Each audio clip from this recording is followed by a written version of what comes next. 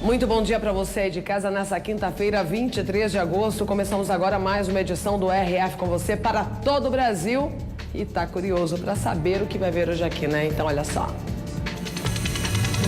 Economista é agredida por adolescentes durante roubo. Após mortes de militares, intervenção é ampliada no Rio de Janeiro.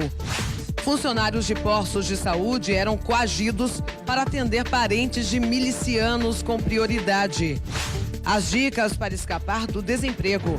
Currículo e comportamento são itens considerados essenciais. Conflitos envolvendo imigrantes cria movimento de retorno de venezuelanos para o país de origem. E vacinação contra sarampo continua baixa em todo o país. O RF com você está apenas começando. Apenas começando com muitas notícias para você nessa quinta-feira e daqui a pouco eu vou mostrar aqui no RF com você tudo sobre as lentes de contato nos dentes. A cantora Simária não teve uma boa experiência, viu? E nós vamos receber um especialista para falar sobre os riscos do procedimento também. Vamos então para as notícias do dia. Uma economista foi assaltada e agredida por 11 adolescentes em São Paulo. Ela recebeu chutes, socos e teve o nariz quebrado. Muito machucada, com o nariz quebrado e assustada. A economista já estava bem perto de casa quando foi cercada por um grupo de adolescentes. Me empurraram, me jogaram no chão. Aí uma menina puxou o celular, a outra puxou a bolsa e elas saíram correndo. A vítima foi agredida com vários empurrões e socos. Logo depois do roubo, a economista de 26 anos ainda foi atrás dos jovens para ver se eles devolviam pelo menos os documentos dela. E acabou agredida novamente. Ela falou, ai, solta ela, sua maluca. E me empurrou, me segurou no chão, para a outra me bater. O crime aconteceu nesta esquina aqui no bairro Higienópolis, na região central de São Paulo. Os policiais foram chamados por um rapaz que passava no local e viu tudo. Entre os 11 levados para a delegacia, 9 são menores de idade. Durante o registro da ocorrência, eles debocharam da situação. Nenhum deles tinha passagens pela polícia ou pela Fundação Casa. E as tropas das Forças Armadas avançaram e ocuparam comunidades do Rio de Janeiro. Isso aconteceu após a morte de 3 militares. O soldado Marcos Vinícius Ribeiro foi ferido na perna durante um confronto no Complexo do Alemão, na zona norte do Rio.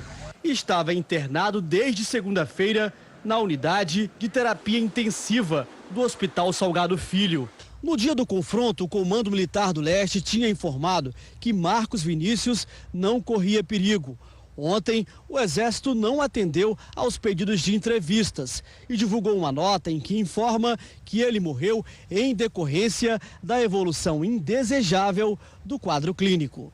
Na terça-feira, os corpos do cabo Fabiano Santos e do soldado João Vitor Silva, também atingidos durante as ações, foram enterrados. A morte do terceiro militar provocou uma reação imediata do gabinete de intervenção.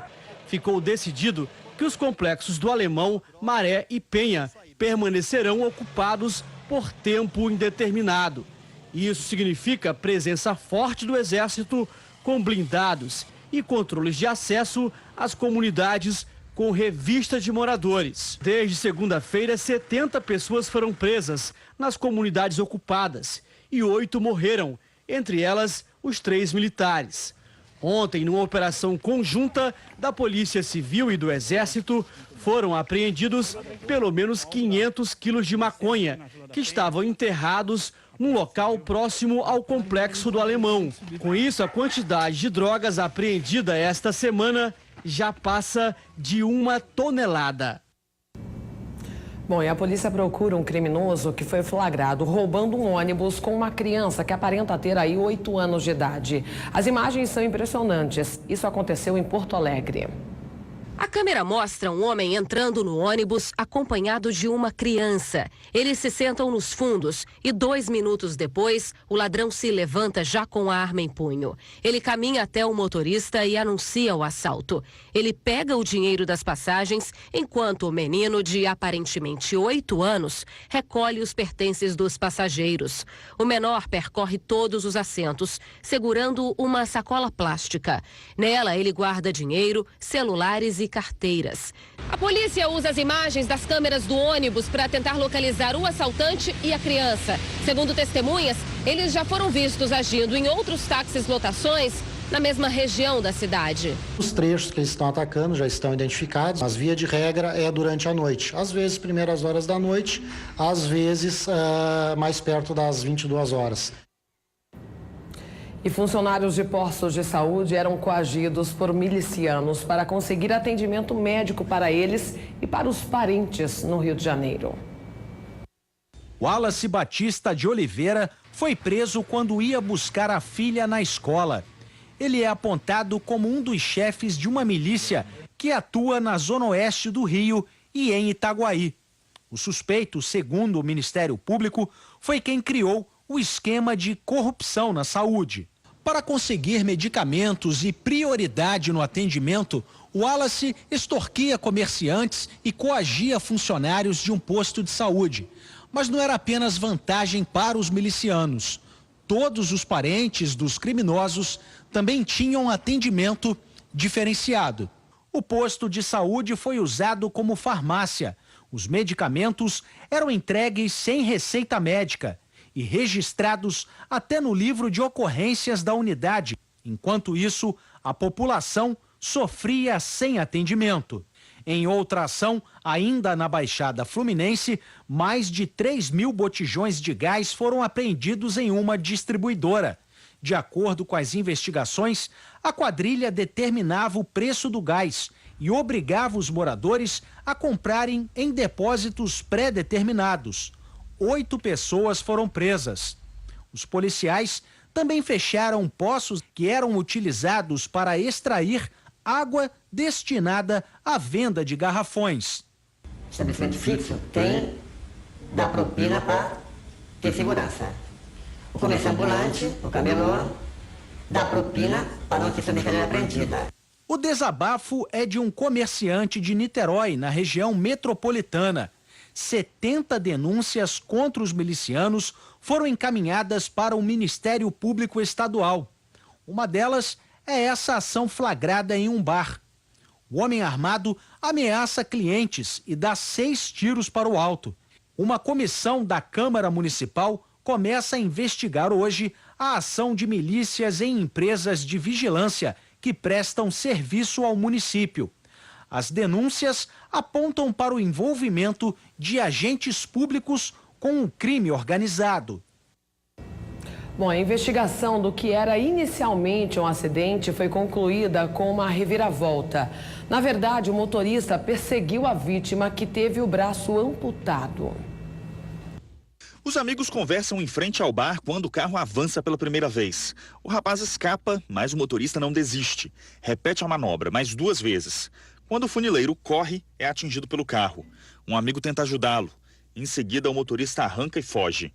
Danilo Soares Oliveira teve um braço amputado.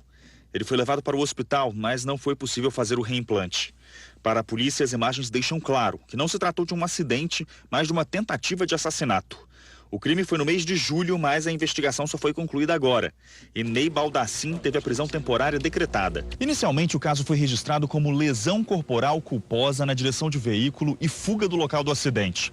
No entanto, no decorrer das apurações, os investigadores perceberam que se tratava de uma tentativa de homicídio. Na delegacia, o motorista disse que confundiu Danilo com um assaltante, mas essa versão foi desmentida pelas imagens. No dia do crime, os dois estavam em um bar na zona leste de São Paulo. Segundo a polícia, Ney acusou Danilo de roubar uma amiga dele dias antes. Danilo negou e começou a discussão que resultou no crime. Na noite desta quarta-feira, Danilo reconheceu Ney como o motorista que o atropelou.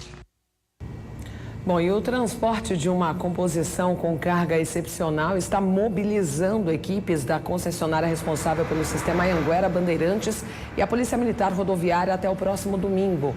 Nessa madrugada, a composição passou por Limeira e segue com destino a Jacareí. O equipamento pertence à Petrobras e tem como destino final o Rio de Janeiro, onde deve integrar uma plataforma petrolífera. Durante o percurso, a composição será escoltada por viaturas da Polícia Militar Rodoviária, que contarão com o apoio de colaboradores da equipe de tráfego da concessionária. Para orientar os usuários, painéis instalados nas rodovias veicularão mensagens com indicação de rotas alternativas. Em caso de chuva, neblina ou condições climáticas adversas, as operações podem ser reprogramadas. Bom, a cada hora, 10 celulares são roubados no estado de São Paulo. Desde o início do ano, 86 mil aparelhos foram levados por bandidos. Menos de 10 segundos. É esse o tempo que os criminosos levam para roubar um celular. Eles vão na direção das adolescentes que conversam sentadas na calçada. Com a arma na mão, o garupa pede o aparelho. A câmera de segurança flagra quando as duas levantam e correm assustadas com o assalto. Marco Antônio é o pai de uma das vítimas. Conta que ao assistir as imagens ficou desesperado. Fiquei com medo, né? Se na hora ele atira nela, como que faz? Entendeu? Eu fiquei assim, chocado. Eu fiquei até bem passado no dia assim, mas... mais por elas, né? A rua fica no extremo da zona leste de São Paulo. Por lá é difícil achar alguém que ainda ande com o celular no bolso. Os aparelhos ficam guardados em casa, junto com cópias de boletins de ocorrência. Seu Olinto foi roubado há 2 meses. Os assaltantes levaram celular, documentos e até o carro da família. Passou um carro por cima da calçada, atravessou aqui embaixo e o outro veio e encostou perto da porta do meu lado. Aí gritando, abre a porta, destrava a porta. E com a arma na minha cabeça e na cabeça da minha esposa. Nesta rua, o retrato do que se repete em todo o estado de São Paulo.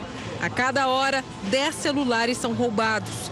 São mais de 7 mil aparelhos levados por mês, 238 ao dia. Quando se fala de crimes em que os celulares não são o único objetivo do assaltante, mas acabam sendo roubados também, o número de ocorrências dobra. A média vai para 14 mil casos ao mês, 481 crimes por dia. E muitas vezes esses crimes acabam de forma trágica. Celulares usados, vendidos por até menos do que R$500, custam a vida das vítimas. Esta cena mostra o ladrão atirando do nada. Maciel Teodoro Júnior, de 28 anos, chegou a receber o atendimento, mas não resistiu. Ele foi baleado mesmo depois de entregar o aparelho no mês passado no centro de São Paulo. O mesmo aconteceu a Alexandre Soares Afonso no ABC Paulista, também em julho deste ano. Ele passeava com o cachorro em frente à casa dele quando foi rendido por 2 homens em uma moto. Ele entregou o celular e mesmo assim foi morto. Com grandes empresas e bancos, há uma falsa sensação de segurança. É fácil ver pessoas com o celular nas mãos ou no ouvido. Luiz Gustavo sabe como os ladrões costumam agir. Passando por bicicleta e roubando, até mesmo que vem de 3, 4 meninos assim, que você consegue ver que são menores de idade, então eles vêm em bonde assim e pegam e saem correndo. Apesar de adorar ouvir música alta, aprendeu que para manter a atenção é preciso abaixar o volume. Ele também escolheu um fone que não precisa ser conectado ao aparelho para funcionar. Que é uma região super perigosa, então quanto mais você anda com o celular, mais você chama atenção de trombadinha, de bandido. Então quanto máximo de cuidado você tiver, melhor é para você evitar esse tipo de situação. Na popular Avenida Paulista ou na pequena rua de um bairro de periferia, basta ter um celular para ter medo. Na verdade, falta segurança, né? A segurança, ninguém tem segurança. Você, para sair do portão para fora, você tem medo. Para entrar, você tem medo. Bom, e após diversos conflitos em Roraima, com a presença de venezuelanos, vários estão voltando para o país de origem. Este venezuelano veio da capital Caracas. Ele trabalhava como professor universitário e, assim como muitos, não pretende ficar no Brasil. E eu vou para a Argentina Segundo o Exército Brasileiro, desde os últimos conflitos na cidade, houve uma diminuição no número de pedidos de refúgio. Os venezuelanos que foram expulsos de Pacaraima voltaram para a Venezuela e os que aqui chegam estão apenas de passagem. Quando entram no Brasil, os imigrantes passam por um setor de controle de entrada, organizado pelo Exército Brasileiro. Nesse local, eles recebem a permissão de entrada e a vacinação. Doris mora em Santa Helena de Oairém, na Venezuela. Ela atravessa a fronteira todos os dias em direção a Pacaraima para fazer compras. A dona de casa carrega na bolsa cédulas de Bolívar soberano. Ela acredita que a nova moeda venezuelana veio como uma esperança de dias melhores. Vamos a poder comprar mais alimentos. No sábado, moradores de Pacaraima expulsaram das ruas da cidade venezuelanos que moravam em acampamentos improvisados.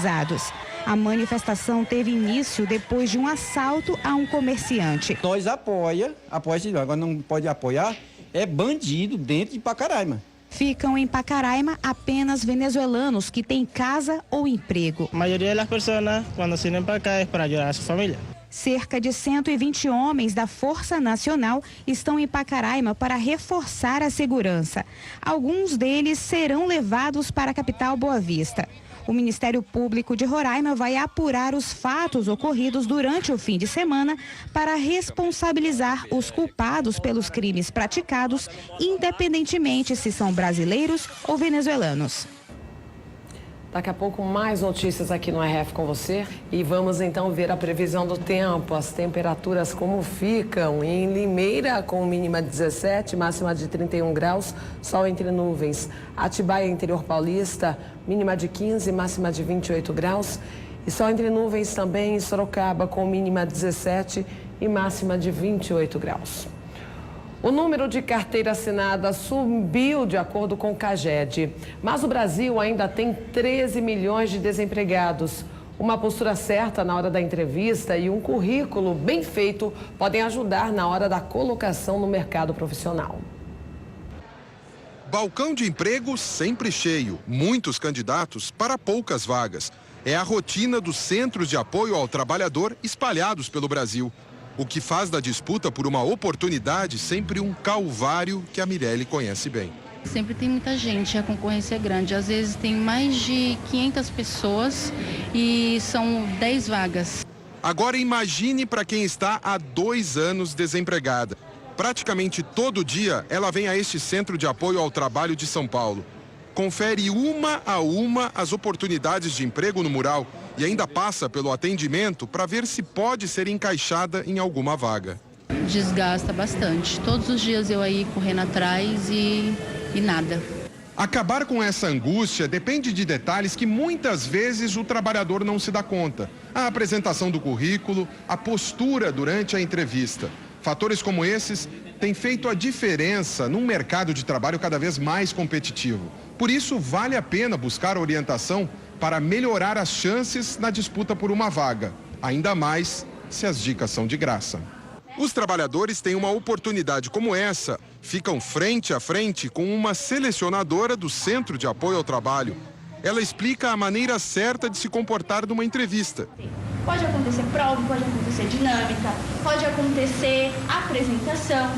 Uma preocupação muito frequente na oficina é quanto ao nervosismo na hora da entrevista. Já cometi essas gafes de não ficar muito tempo falando, gesticulando com a mão, se apresentar um pouco mais nervosa quando você fala, essas questões dos pontos positivos e negativos que sempre te pegam de surpresa. Às vezes você não sabe exatamente o que falar na hora. A dica dela é se preparar no dia anterior, ter uma boa noite de sono e pesquisar sobre a empresa que está fazendo a seleção. Pelo menos o básico, né? O que é o segmento daquela empresa, os objetivos daquela empresa. Saber se vestir para a entrevista também é essencial. Camisa de time, regata, para as mulheres, saia curta, salto muito alto, a maquiagem muito forte, né? Os rapazes, boné, isso aí conta na hora da entrevista. Não assim, discriminando, mas uma forma de como eu estou me apresentando. A funcionária do CAT também dá dicas para fazer um currículo adequado. O currículo deve ter só uma folha e ser bem objetivo. Os dados pessoais devem vir na parte de cima, mas não se deve informar números de documentos como CPF e RG, nem colocar foto. A vaga pretendida precisa estar bem clara. Não é bom informar mais de uma ocupação de interesse. No histórico de trabalhos anteriores, bastam os últimos 3 empregos. E seja sucinto também na formação educacional. Muitas informações e com letras miúdas pesam contra o candidato. Quando eu preciso ler muito o currículo, isso tira muito meu tempo e eu rascunho, já era. Já descarta essa pessoa. Matondo aprendeu que o currículo no Brasil tem diferenças em relação ao que ele fazia em Angola, o país de origem. Depois de buscar ajuda em uma instituição que presta assistência para refugiados, fez um novo currículo. Ele já percebeu como isso fez diferença. Na primeira vez, quando levei também esse currículo, consegui primeiro emprego, consegui também segundo emprego e esse aqui estou procurando, acho que é 4º emprego. Entre janeiro e julho, o CAT atendeu mais de 700 mil trabalhadores em São Paulo, segundo a Secretaria Municipal de Trabalho e Empreendedorismo. O centro oferece cursos e encaminhamentos para empregos. Até agora, neste ano, já foram disponibilizadas, em média, quase 3 mil vagas por dia nos 24 centros espalhados pela capital paulista. Todos que estão concorrendo àquela vaga têm experiência e eu tenho que mostrar o que eu tenho a mais além da experiência. Então isso é que faz com que o trabalhador seja realmente admitido. Depois de quase 1 hora de dicas e orientações, Raquel saiu com esperança de deixar a fila do desemprego. Já são 6 meses fora do mercado formal de trabalho. Todos os dias você tem que sair de casa tentando matar um leão por dia. A partir dessa oficina, desses conselhos que ela me deu, que ela apresentou aqui pra gente, que isso possa melhorar. Agora o assunto é saúde. Faltam poucos dias para acabar a campanha nacional de vacinação contra a pólio e o sarampo. Mas, infelizmente, muitas cidades do Brasil não atingiram a meta do Ministério da Saúde. No Pará, a situação é preocupante.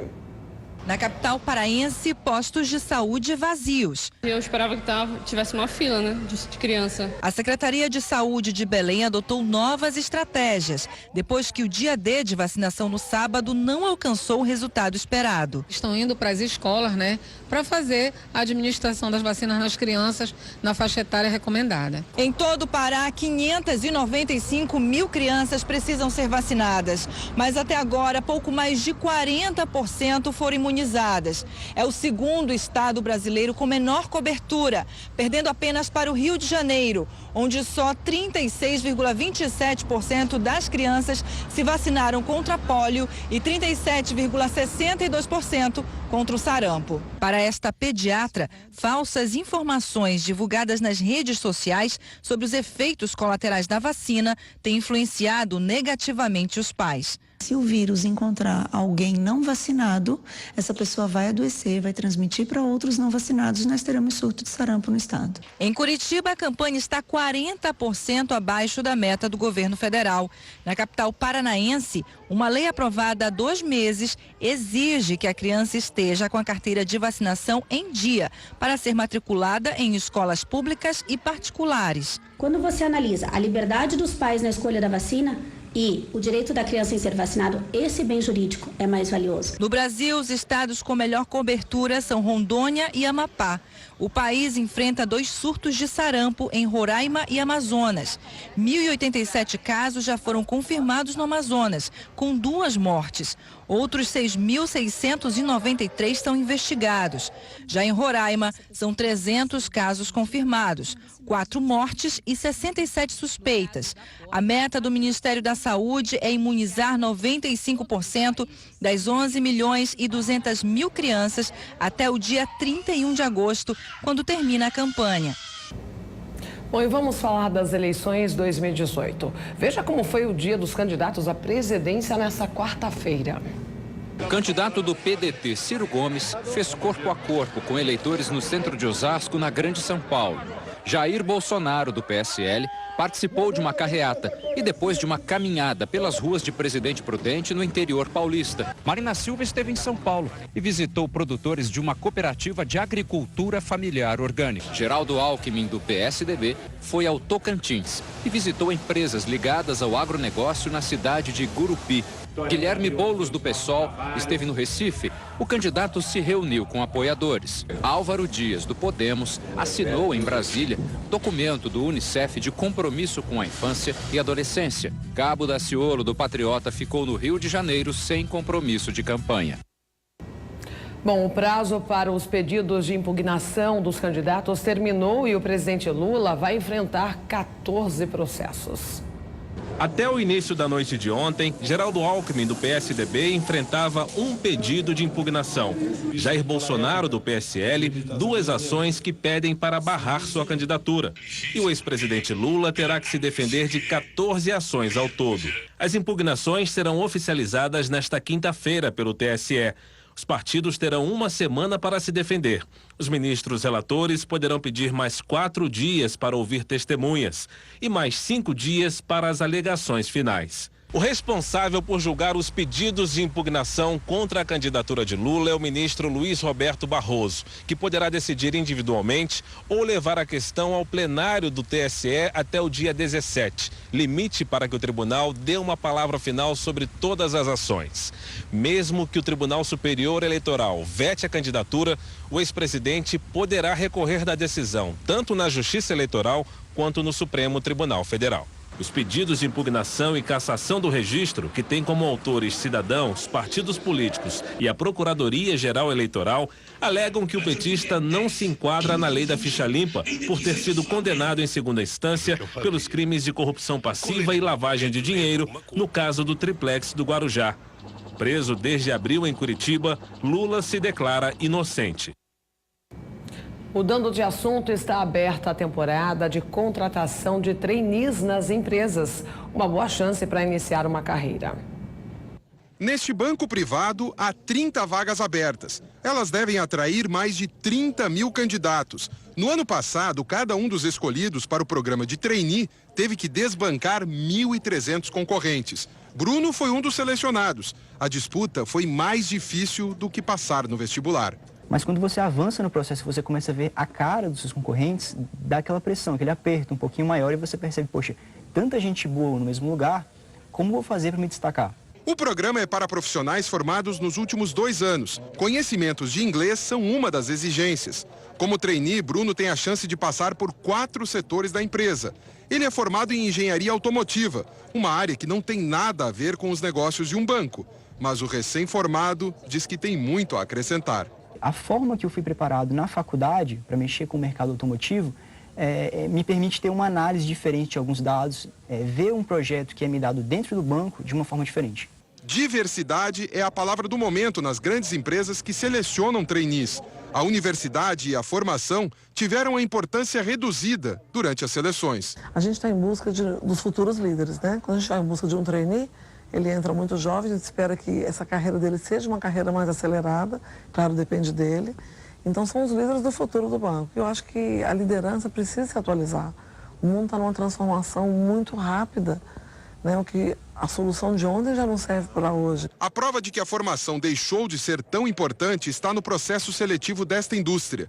O fabricante de cimento abriu 10 vagas para trainee. Pela primeira vez, a seleção está sendo feita às cegas. Isso é uma mudança importante, porque nos processos tradicionais do passado, a primeira seleção era feita baseada no curso, na idade e na universidade que o candidato havia estudado, e a gente está evitando esse pré-julgamento dentro do processo seletivo. E nós só vamos ter contato, nós enquanto empresa, dentro da empresa, com esse candidato na etapa final, onde a gente busca a diversidade, ser surpreendido com uma diversidade dentro dos nossos candidatos, para que a gente mude a forma como a gente vem recrutando os nossos trainees.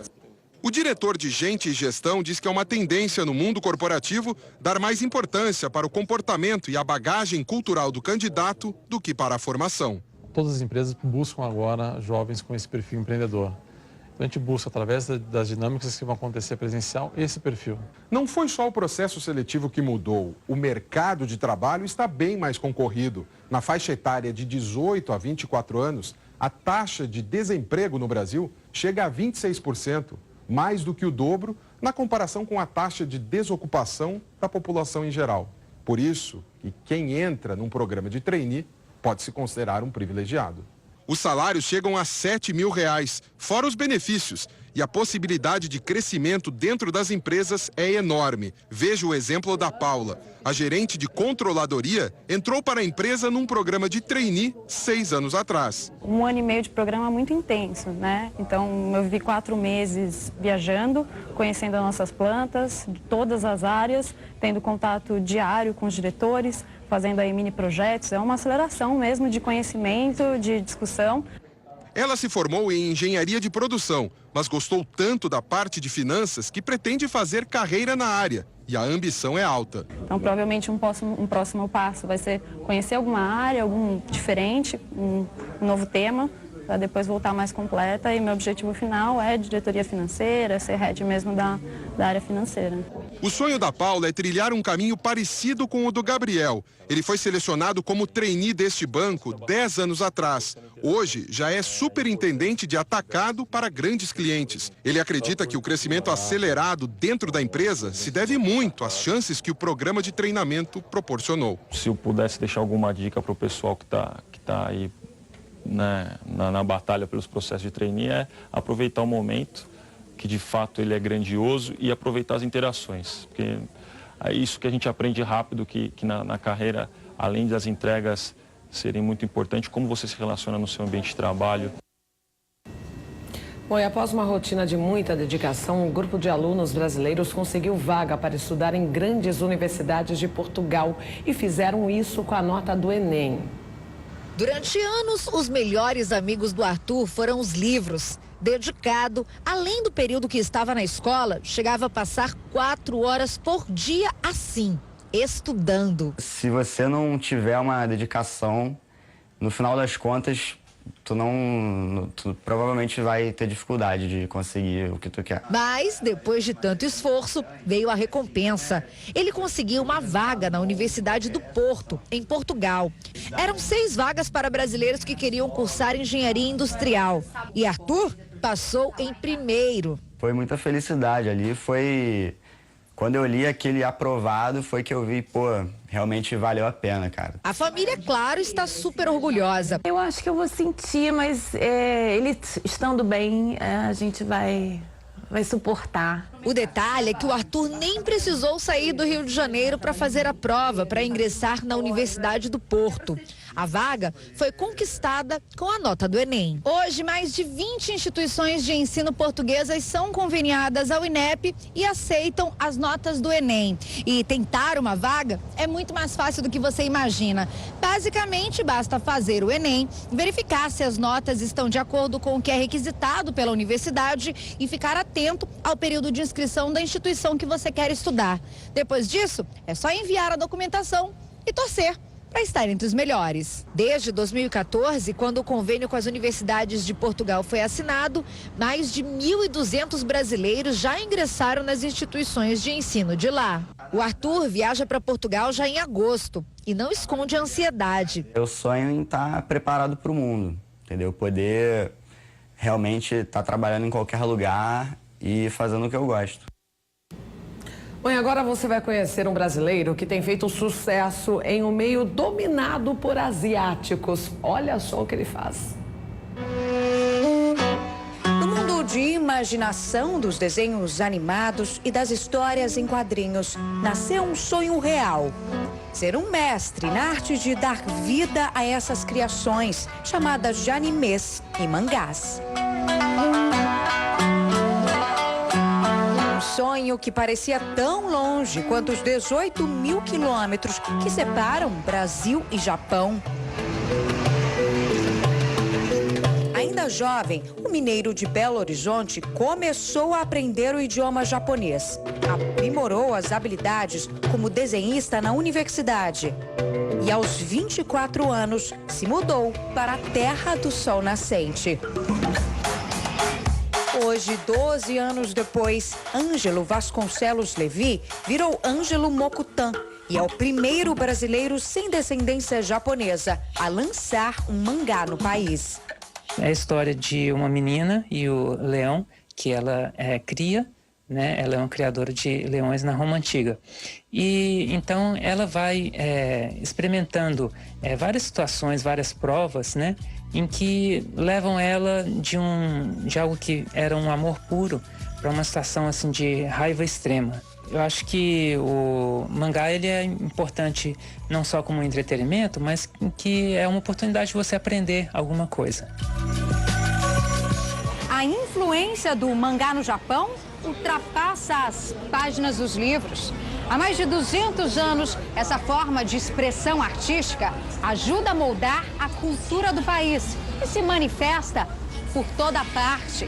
Desenhos animados, publicações impressas e digitais, uma infinidade de produtos e até mesmo na moda.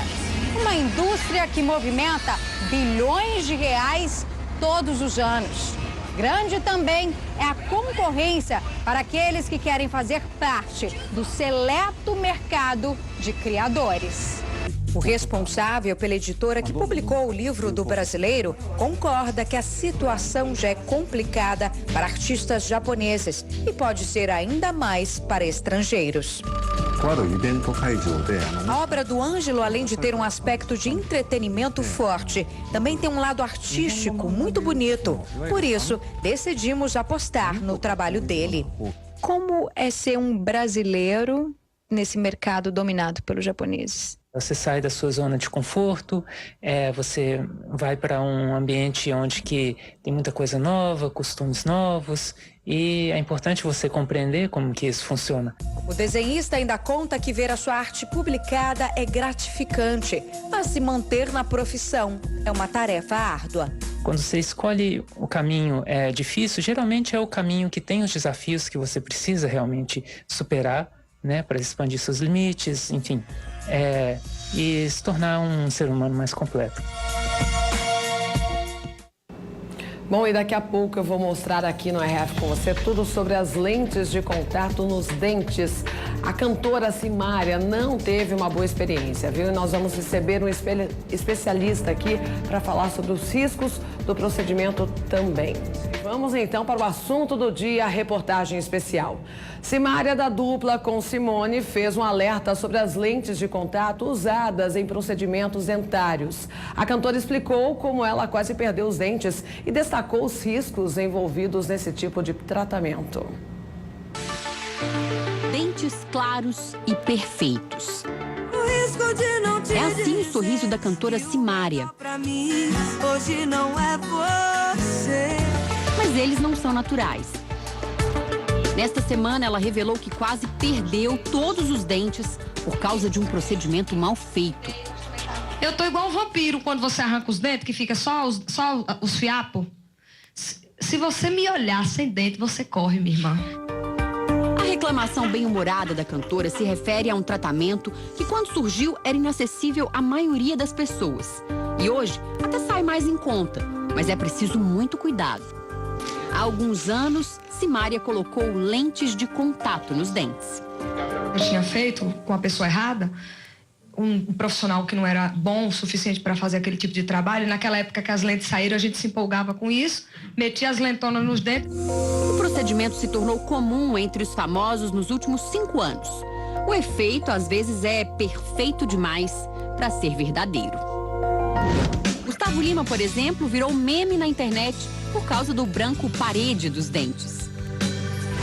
De acordo com a Associação Brasileira de Odontologia, qualquer dentista está habilitado a oferecer esse procedimento. Como se trata de um procedimento que está muito em alta e muitas pessoas estão fazendo, obviamente a demanda de profissional também está alta e tem muitos profissionais que às vezes não têm a capacidade adequada de realizar o procedimento, por não ser especialista nessa área. Na verdade, você não precisa ser especialista nisso, você precisa saber executar da maneira correta.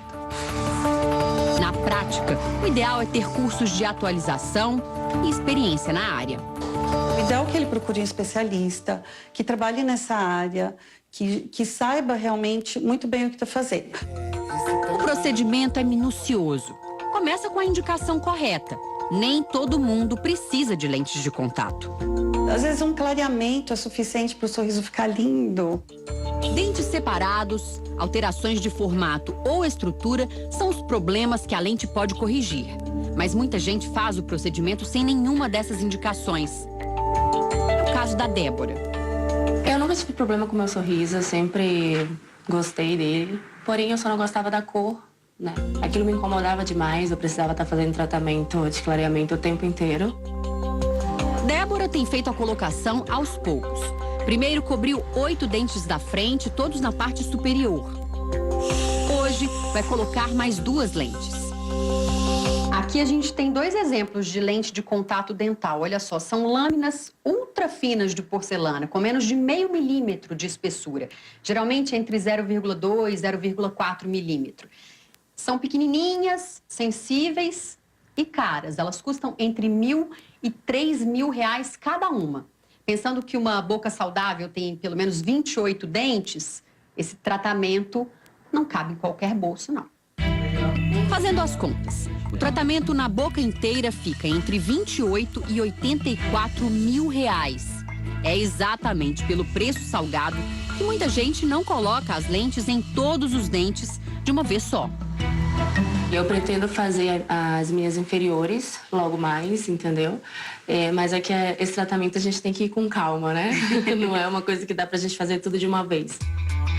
E escolher o profissional só com base no preço pode não ser uma boa estratégia. Quando você tem um preço muito baixo, você automaticamente vai pecar em algumas coisas. Em técnica, em material de qualidade, em planejamento, porque a lente de contato parece ser simples, mas não é. Na maioria das vezes, o procedimento é irreversível. Isso porque é preciso desgastar o dente antes de aplicar a lente. Daí vem o maior risco, causar dor de dente.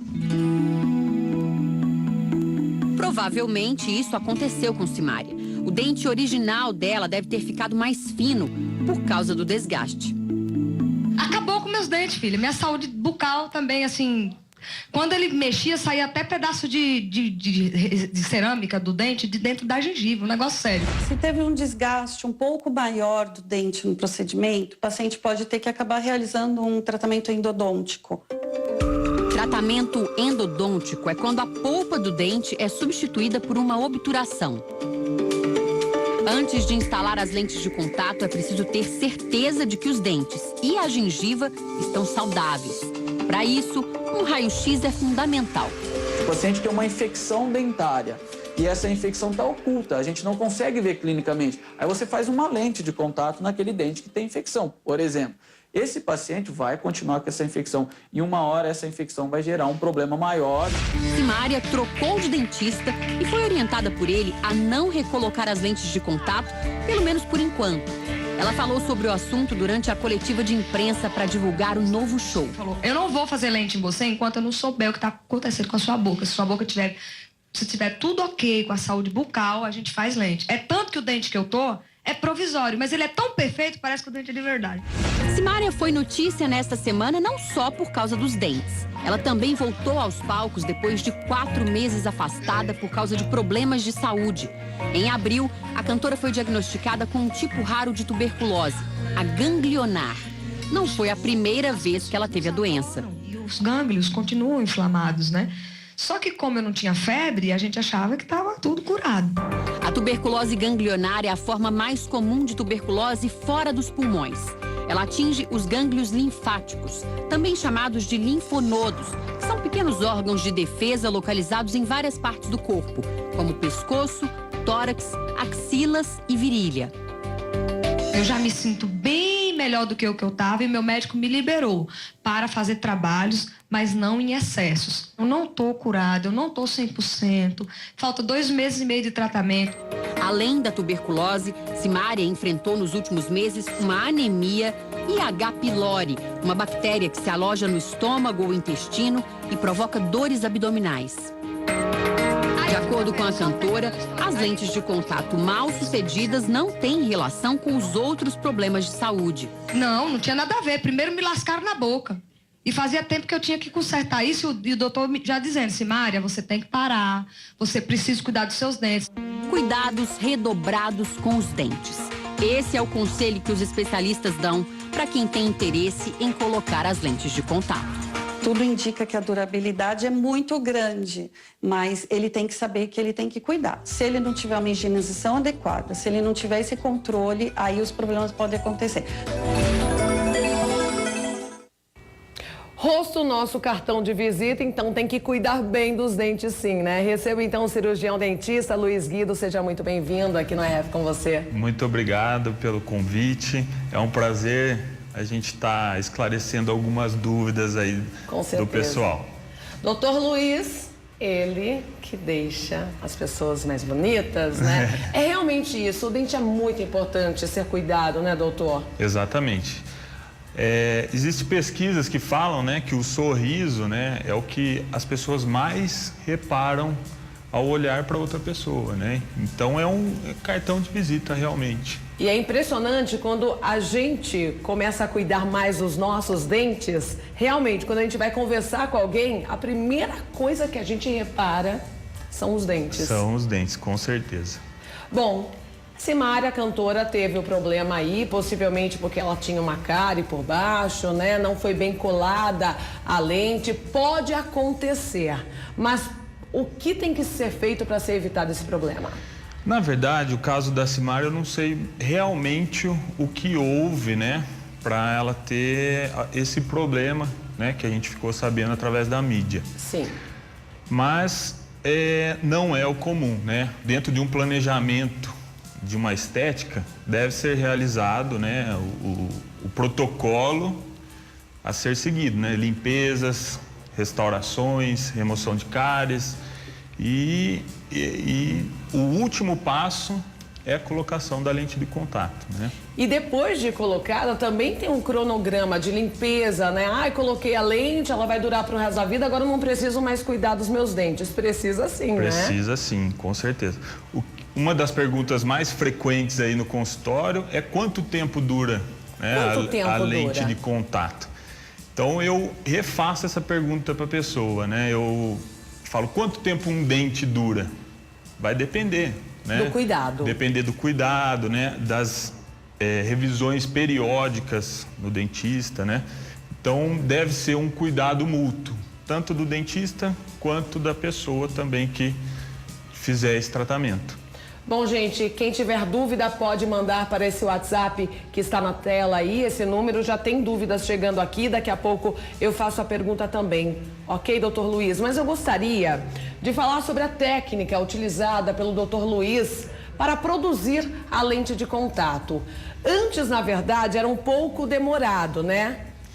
Ainda alguns profissionais usam essa técnica, né? Isso, Existe um método convencional que a gente chama, que é onde a gente tira o molde, manda para um laboratório e o laboratório demora em torno aí de 5 até 30 dias para reenviar esse trabalho. Com a tecnologia hoje em dia, que é o que a gente possui, a gente consegue fabricar essas lentes de contato no mesmo período que a pessoa está no consultório. No dia, em poucas horas. Em poucas horas. A pessoa então entra com um sorriso e já sai com um sorriso mudado em poucas horas. Exatamente. Graças à tecnologia aí, né? Qual tecnologia é essa? Acho que nós temos algumas imagens. Pode soltar a produção? É um scanner primeiro que faz... Olha, o que você está fazendo aí? É uma tomada aí de moldagem, né? Ao invés de colocar aquela massinha, que muita gente já passou por isso, a gente faz esse escaneamento. Já então, vai tudo no computador ali. Produz um modelo virtual, onde esse modelo a gente projeta as peças e aí tem um torno, como se fosse um CNC, que ele pega um bloquinho de porcelana e ele vai esculpindo, assim como mostra essas imagens, né? E aí então, a lente é essa? Essa é a lente aí no caso. Então esse tratamento é super indicado aí para porcelanas, né? As porcelanas a gente fabrica dessa maneira hoje no consultório. Bom, e qual a indicação para a lente de contato? É a alteração de cor, fechamento de espaços entre os dentes, né? E... Dá para resolver alguns problemas que o aparelho dentário não conseguiu. Ou então a pessoa não tem tempo de usar por causa da profissão, não pode usar o aparelho, daí ela vai lá e opta então pela lente dentária. Sim, É claro que cada pessoa, né, a gente tem um tratamento individualizado, né? Então, entre fazer o aparelho, as lentes, deve ser consultado, né, o dentista para saber exatamente qual que é o melhor tratamento para aquele caso específico. Mas pequenas imperfeições, né, apinhamentos, que a gente fala que é o dente mais tortinho, a gente consegue corrigir com lente de contato. Bacana, é uma opção para muita gente, né, que tem o dente tortinho de repente na frente, se incomoda, vai lá, em poucas horas sai com um sorriso lindo. E nós temos a foto, gente, do antes e depois de uma paciente do doutor, inclusive ela participou do concurso, né? Isso, Você escolheu uma pessoa para mudar o sorriso. Exatamente, a gente fez uma chamada aí, né, em rede social. Em rede social. E acabamos selecionando uma pessoa que realmente precisava de um tratamento estético. O que aconteceu com a Amanda? Olha, o dente da Amanda antes e depois.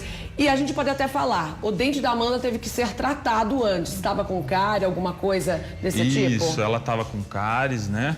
E teve que fazer uma limpeza, algumas extrações dentárias. Então, condicionar os dentes para poder receber a porcelana, né, sobre eles. E quanta mudança! Eu imagino a felicidade da Amanda, né? Porque acredito eu que ela tinha até vergonha, de repente, de sorrir, né? Sim, sim. Olha, o antes e o depois é impressionante. E fica muito natural, inclusive, né? Muito natural, com certeza. E foi uma felicidade enorme, tanto para mim quanto para ela, né? Realizar esse caso foi bem gratificante aí. Bom, já temos algumas perguntas, vamos lá, topa responder? Vamos lá, vamos lá. Chegou uma pergunta aqui, boa tarde, doutor, eu tenho 3 coroas, posso colocar as lentes de contato? Na verdade, a lente de contato é um termo usado para pequenas, como se fosse a faceta que a gente falava antigamente, né? Sim. Mas é a faceta numa espessura menor. A coroa, a faceta, são todas em porcelanas. Então, o que vai ditar se pode colocar a lente ou não é a espessura do material. Então, nesse caso... Aliás, tem mais uma pergunta sobre isso. Boa tarde, gostaria de fazer a seguinte pergunta. Posso colocar uma lente sobre as próteses? Então, nesse caso, deve ser avaliado, mas provavelmente tem que refazer, né, a coroa ou o trabalho que tiver na boca. Então, tem que fazer uma coroa em porcelana. É uma avaliação mesmo, e cada caso é um caso, né, Exatamente, doutor? não tem como a gente fazer uma avaliação, né, só pela dúvida aí. Boa tarde, meu nome é Edinaldo, tenho 68 anos e tenho bons dentes, mas faltam 2 pré-molares superiores e inferiores. Na minha idade, seria conveniente um implante ou então a lente de contato? Na verdade, a ausência de dente, a gente trata, a melhor forma de tratar hoje em dia é o implante dentário.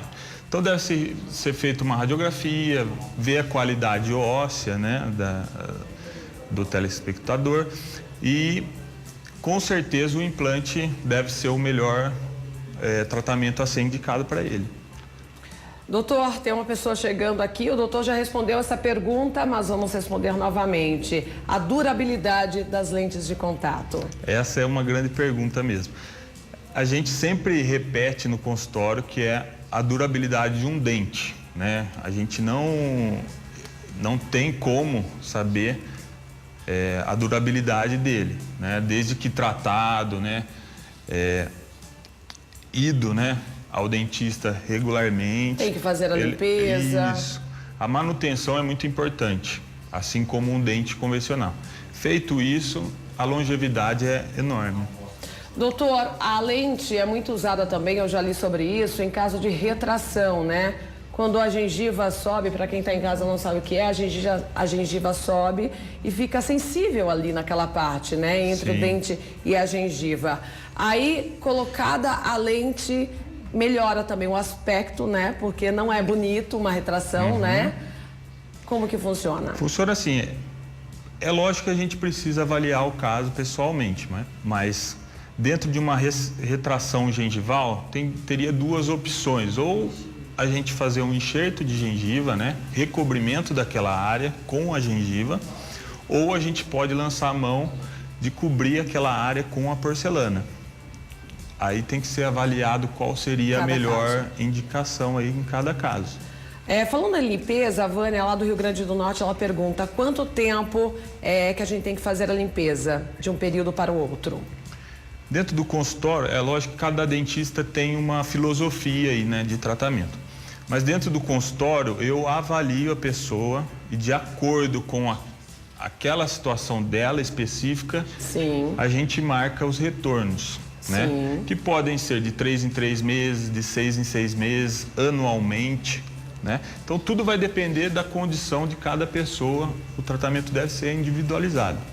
Doutor, tem gente pedindo o seu Instagram, então já coloca na tela antes do intervalo, para quem quiser dar uma conferida aí, olha, @ifacialodontologia, assim mesmo, né, doutor? Isso, exatamente. ifacialodontologia, segue o doutor, se alguém tiver alguma dúvida pode mandar por lá também, que ele vai responder com certeza, tem muitas perguntas chegando. Estamos falando sobre lentes de contato para os dentes, para o seu sorriso ficar ainda mais bonito, a gente sabe, né, gente? O sorriso é o cartão de visita de qualquer pessoa, então a gente tem que cuidar, né, doutor? Com certeza. Obrigatoriamente, né? Obrigatoriamente. Ninguém foge disso. Ninguém foge. E a lente de contato realmente deixa, assim, o sorriso muito mais bonito. De repente, a pessoa já tem um sorriso bonito. Sim. Mas depois da colocação da lente, fica perfeito, né? Fica.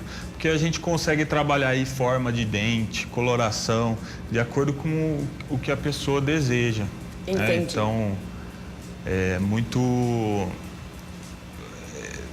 muito gratificante, assim, a gente... Você vê o antes e o depois, O antes e depois, né? exatamente. E a satisfação da pessoa. Satisfação, e fica muito natural, certeza. gente. Prova disso, vamos mostrar o antes e o depois da Amanda, com a colocação da lente de contato, feita então pelo Dr. Luiz Guido, aqui em Limeira.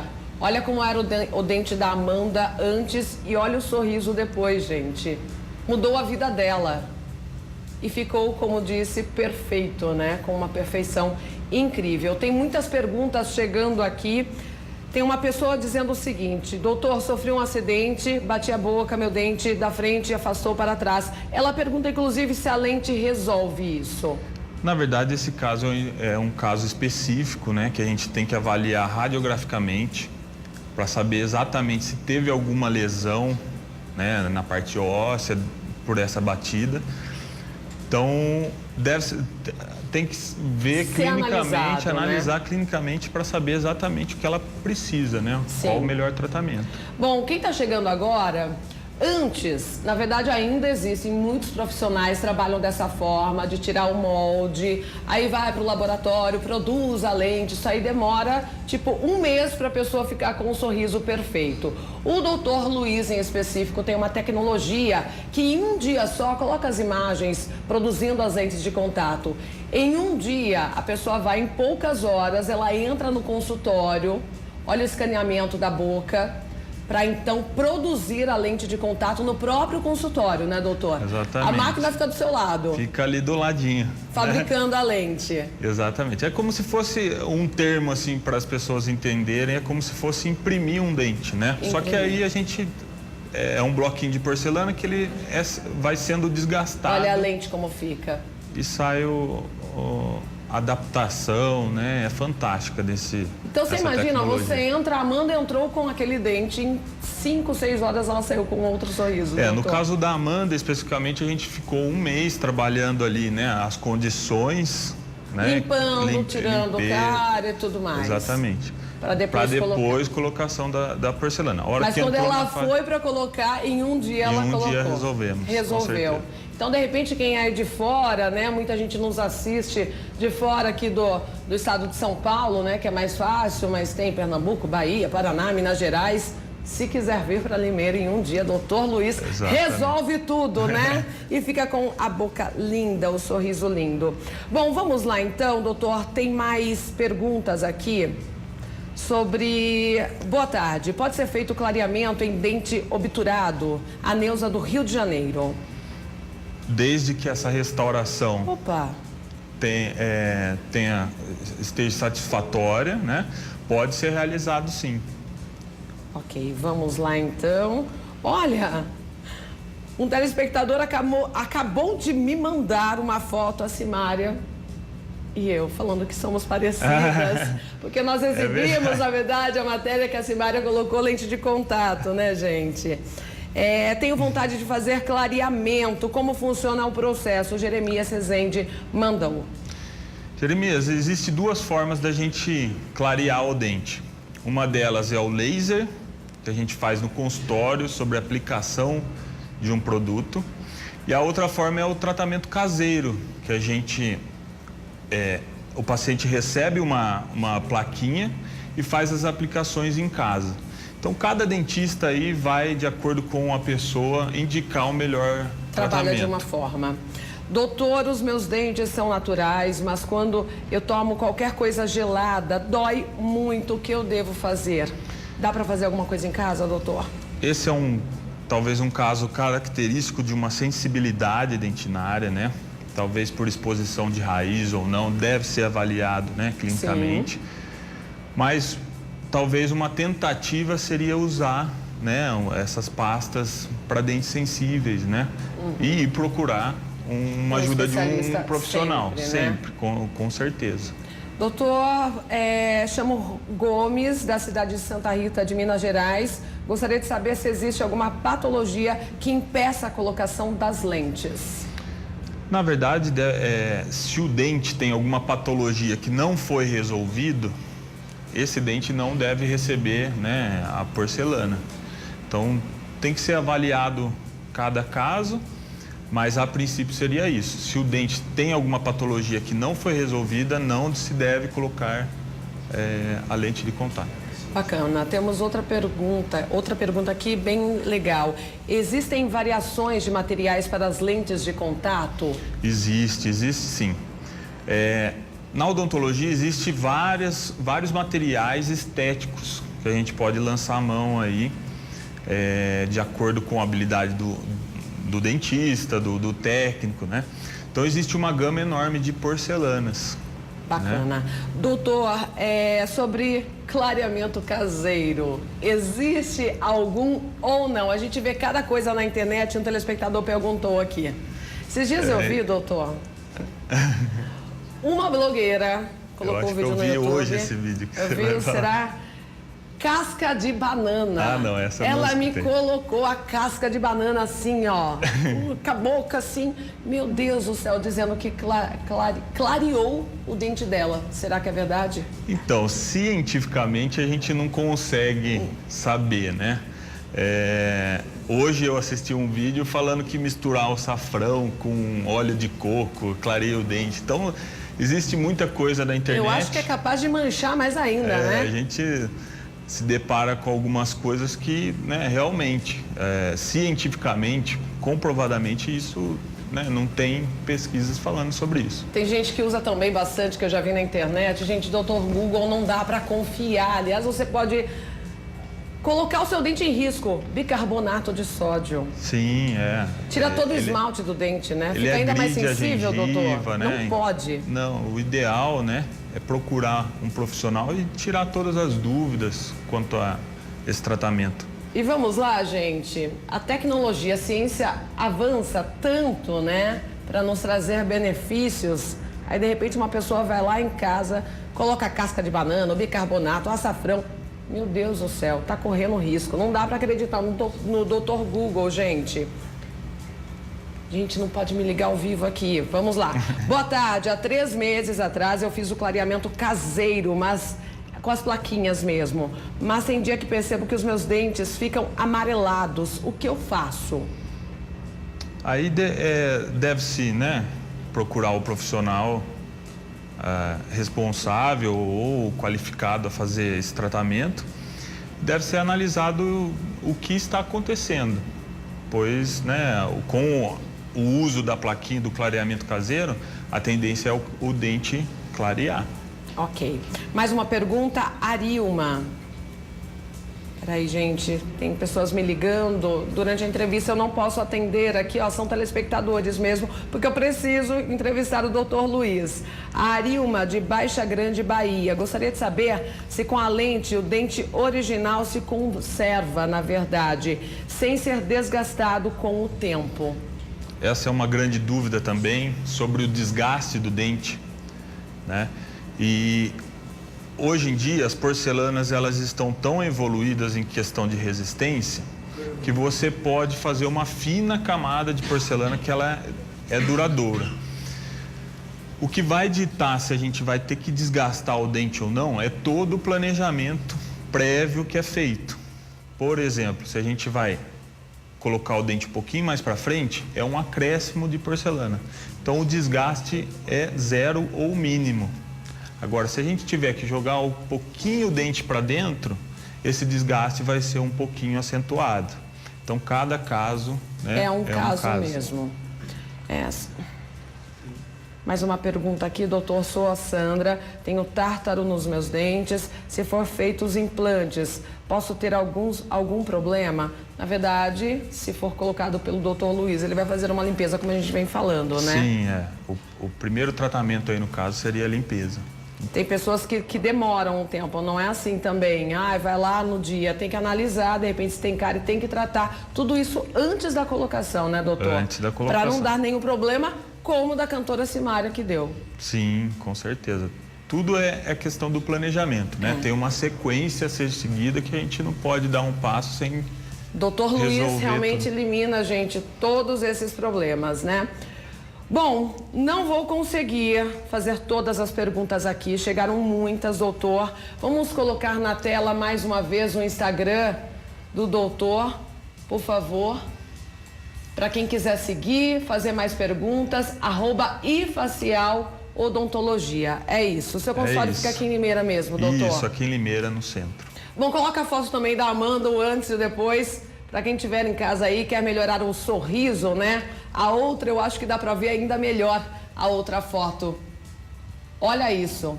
A Amanda fez a colocação e está sorrindo à toa. Tenho certeza que antes ela não conseguia sorrir muito não, viu, doutor? Ela é uma grande querida aí, nossa, né? Querida. Bom, bacana, doutor. Muito obrigada pela presença. Eu que agradeço. Viu? Muito obrigado pelo convite. E estou à disposição aí de quem tiver mais dúvidas, pode contar com a gente que a gente... Chama no Instagram, manda direct e quem sabe marque uma consulta com o doutor, avalie e transforme o seu sorriso.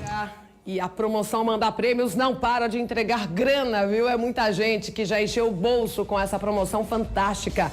Mas fique esperto, pois o tempo está passando e você pode ser o próximo a se dar muito bem nessa promoção. Ganhando em pouquíssimos dias, sabe quanto? 100 mil reais. Olha aí, tá chegando a hora. Faltam exatamente 6 dias, 17 horas e 4 minutos. Liga agora, 049 49 20 49 15 19. Você pode ser o novo milionário da vez e, claro, eu estou aqui na torcida por você, viu? Bom, cada vez mais pessoas buscam realizar uma cirurgia nas pálpebras. De acordo com os especialistas, quando existe a necessidade, o procedimento pode melhorar até a visão. Cícera passou por uma cirurgia nas pálpebras há 4 meses. Ela retirou o excesso de pele dos olhos. E agora faz atividades que eram difíceis para ela. Estava enxergando muito embaçado e isso me incomodava no dia a dia, né? Principalmente as letrinhas menores. Eu via que eu tinha que forçar muito para fazer uma leitura, né? Até para dirigir também à noite, não estava enxergando bem. As cicatrizes são quase imperceptíveis, ainda mais que a vendedora adora viver maquiada. A cirurgia aumentou a autoestima dela. Uma semana já voltei ao trabalho, já estava recuperada, sem hematomas. O Brasil ocupa o 2º lugar no ranking de cirurgias plásticas no mundo, perde apenas para os Estados Unidos. E a blefaroplastia é a 3ª mais procurada no país, atrás das próteses de mama e da lipoaspiração no abdômen. Além de melhorar a estética, a cirurgia traz benefícios para a visão. Os dados são da Sociedade Internacional de Cirurgia Plástica e Estética. O Brasil responde por 10,7% de todas as operações feitas no mundo. Quem mais se interessa pela blefaroplastia são as mulheres. A procura do público feminino é 3 vezes mais alta do que o masculino, diz este oftalmologista. Acima dos 55 anos, tanto nos homens como nas mulheres, nós notamos uma necessidade maior pelo peso das pálpebras, pelo excesso de pele, pela diminuição do campo visual. Cícera não enxergava bem porque tinha o campo de visão alterado por causa do peso das pálpebras. Ela chegou a usar óculos para amenizar os efeitos do astigmatismo, mas nem deles precisa mais. Com a cirurgia, nós conseguimos em muito melhorar a acuidade visual destes pacientes. Bom, mulheres consideradas fora do padrão de beleza ficam de bem com o espelho, viu? A terceira reportagem da série especial sobre as mudanças nos padrões de beleza, você vai conhecer as histórias das mulheres que deram a volta por cima e hoje vivem bem com a própria aparência. Bem que Cristine tentou, mas nunca conseguiu se enquadrar no perfil considerado bonito ou elegante. Sempre fui gordinha, mas sempre fiz dietas loucas, sempre tive problema com espelho, sempre tive problema com a minha imagem, assim. Ela sofreu bullying na escola e até em casa. Para onde olhava, se sentia fora do padrão. Você vê na novela, você vê na revista o que é imposto, o que é bonito, e aí você quer se enquadrar aquilo. Então eu acabava odiando o que eu era, né? Me conta aqui dessa festa. Aqui eu tava fazendo 15 anos, cheia de amigos, minhas irmãs aqui. E você tava magra? Tava bem mais magra, eu tinha acho que 50 quilos aqui. Porque você fazia umas doideiras. Tem fotos da Cris de várias fases da vida dela, de todas as fases, da infância, da adolescência, só não tem fotos dos 17 aos 21 anos, porque foi uma época em que ela não queria aparecer, nem em foto, não queria nem se olhar no espelho. Foi uma época difícil para você. Foi bem complicado. Eu não saía na rua, eu não fazia nada, eu só ficava trancada em casa. Então foi bem complicado assim. Foi nessa época que você enfrentou depressão? Isso, síndrome do pânico, tentei suicídio e tudo mais.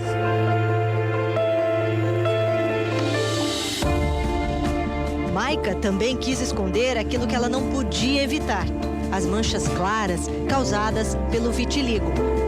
Quando eu conversava com as pessoas ficavam focando muito onde eu sabia que tinha uma mancha. Olhando assim pro... eu já me perdia toda, sabe? Já desfocava da conversa. O meu objetivo era procurar a base perfeita para esconder todas as manchas. A doença que provoca a despigmentação da pele se manifestou aos 25 anos. Começou a surgir algumas manchinhas brancas bem aqui, próximo à cutícula, né? Uma aqui, de repente surgiu uma aqui. A dermatologista deu o diagnóstico como se fosse uma condenação. Aí ela falou pra mim, ai, Maica, que dó, isso é vitiligo, meu bem. Ai, aquilo acabou comigo. Eu falei, pronto, estou condenada a me excluir, a ser excluída do mundo, do universo, sabe assim? Maica tentou todo tipo de tratamento. Cogitou até transplante de pele. Mas quando foi vítima de chacota no trabalho, deu um basta. Eu falei, gente, até onde vai isso? Eu tenho que me posicionar. Maica criou uma página no Facebook onde passou a falar da doença, de bullying, preconceito, de mudar o estigma de quem tem marcas na pele, a começar por ela mesma. Você se liberta, você consegue enxergar o mundo com outros olhos. A consultora de estilo, Glória Calil, concorda. Para ela, o padrão de beleza nunca foi tão democrático. Eu tenho a impressão que hoje o que se privilegia e que tem mais espaço são mesmo tipos individuais de personalidades diferentes. Né? Então, uma pessoa pode ser ruiva, dentuça, ter vitiligo. Tem uma modelo famosa que está aparecendo em todas as coleções na Europa e que tem aquelas manchas e tal. Então, hoje nós estamos numa estética mais de inclusão. A consultora de moda Bia Kamasaki dá a dica. nada é mais elegante do que valorizar a própria identidade. Quanto mais a sua imagem pessoal estiver aproximada à sua realidade natural, melhor, mais chique, mais autêntico, né? O autêntico é sempre muito elegante. Cristine também cansou de sentir vergonha de mostrar a pele e o corpo. Na lua de mel, nem pensou 2 vezes quando viu sol e piscina. Tava lá, eu gorda, de biquíni, no resort, aí todo mundo ficou olhando, né? Aí eu falei, caramba, o que é que tá olhando, né? Aí eu falei, não, agora que eu tirei, agora eu vou usar mesmo a piscina, eu vou tomar meu sol aqui. Eu já me escondi muito por olhares maldosos, mas hoje eu uso tudo que eu tenho direito, tudo que eu gosto, tudo que eu acho bonito, que eu me sinto confortável usando, assim. Hoje eu não me escondo de mais ninguém. Pode me olhar do jeito que quiser. As pessoas continuam olhando. Continuam olhando, mas é meu corpo, é o meu gosto e eu vou continuar usando. Como Maica, Cristine se tornou uma influenciadora digital para quem se rebela contra a ditadura da beleza. O mundo não é mais só do branco, loiro, alto, magro. Não é mais. Todo mundo tá tendo que aceitar um espacinho de cada um. Falou tudo, né? E assim eu fico por aqui.